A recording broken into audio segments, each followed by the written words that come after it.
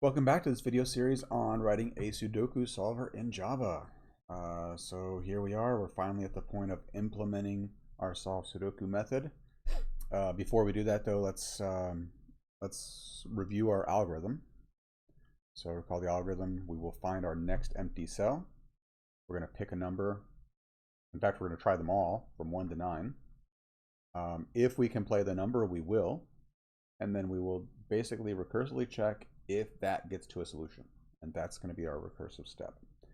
And then if it doesn't, then we'll go from there. So let's get back to our code for a moment, and in particular our Sudoku tester. Now remember, we were testing all of our methods. I'm going to delete this code where we're testing our methods, and I'm going to uncomment the actual solveSudoku. Okay, so I'm going to compile and run that just to make sure things are not completely broken. All right, so there's our tester. It's still printing out our puzzle, and it's saying no solution found. Okay, so this is how we want it. We want it where when we run the tester, which is going down here, it'll actually print out what we want. Okay, so Sudoku solver. The Java doc here isn't all that helpful. It says use backtracking and recursion to solve the board. Return true when solution is found and false if no solution is found. Okay, so I'm going to leave that return false there for now so that I don't get a reload error.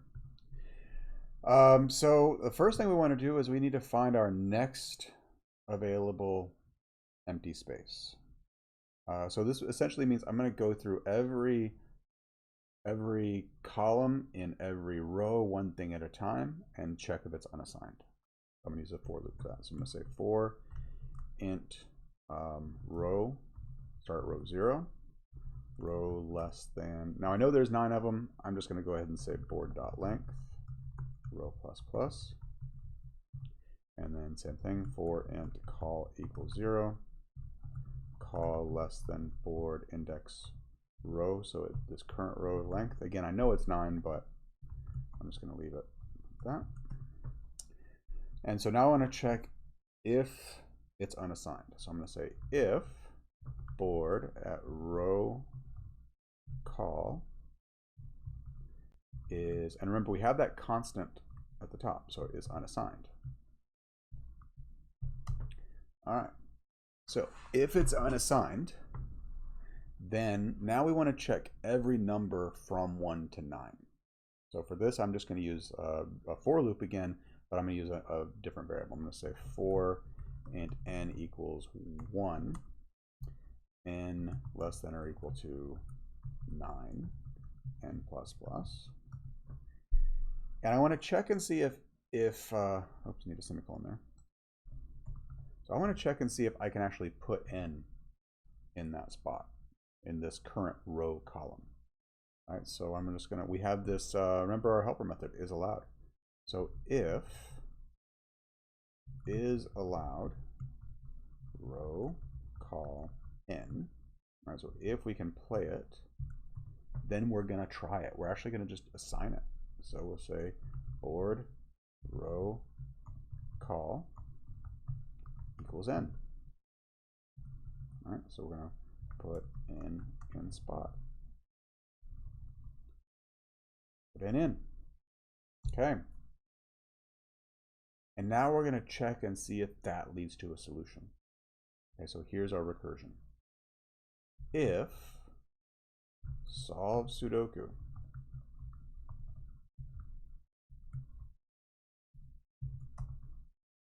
okay, if solveSudoku, so in other words, if, and then it's going to recursively, it's going to call itself. So it's going to essentially go and find the next available thing and try that. So if that returns true, then we'll return true. Right. Otherwise, we need to backtrack.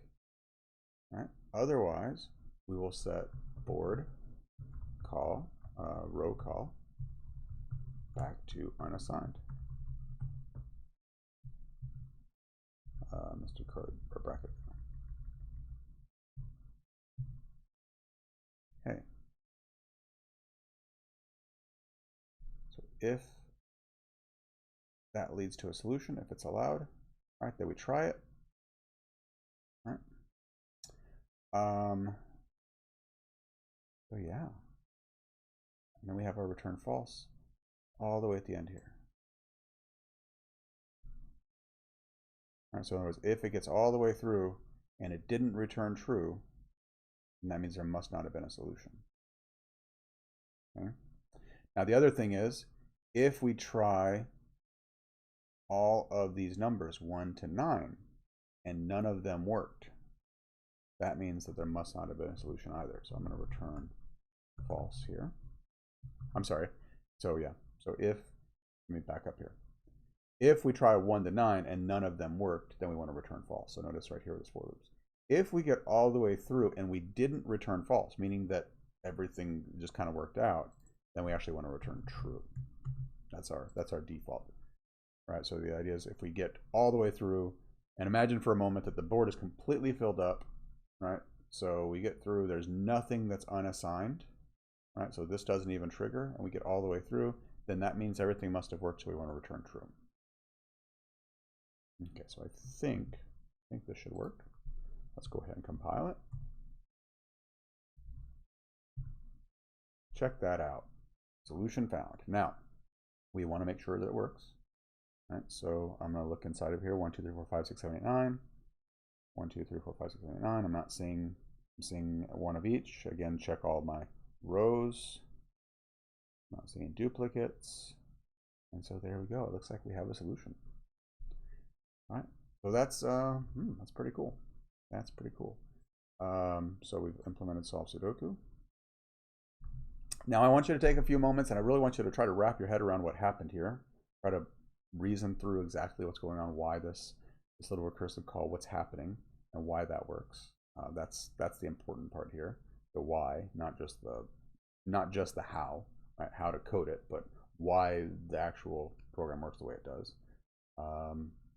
And then yeah, in the next video we will get this to so that instead of just drawing this, we'll set it up so that it'll animate so we can watch it solve. Okay, so if you haven't already, go ahead and add, commit, and push, and then make sure you like and subscribe. See you next time.